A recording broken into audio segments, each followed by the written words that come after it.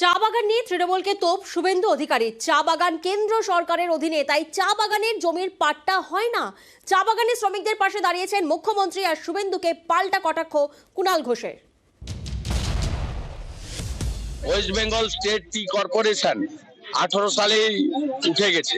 এখানে লাটাগুড়িতে দেখবেন মন্দ চা বাগান হর্ষনিয়টিকে দিয়ে দিয়েছে। চা বাগানকে মমতা ব্যানার্জি তুলে দিতে চায়। ওই যে চোথাগুলো ডিস্ট্রিবিউট করেছে, তাতে 1 নম্বর তফসিলের রেকর্ডে ওটা খাস জায়গা বলে ঘোষণা করা হয়েছে কিনা।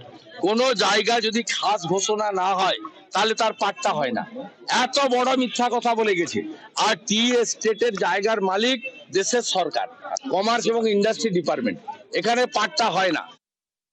গরিব মানুষ, শ্রমজীবী মানুষ যা চাইছিলেন, মমতা বন্দ্যোপাধ্যায় তাদের ইচ্ছা পূরণ, অধিকার প্রতিষ্ঠার কাজ করছেন।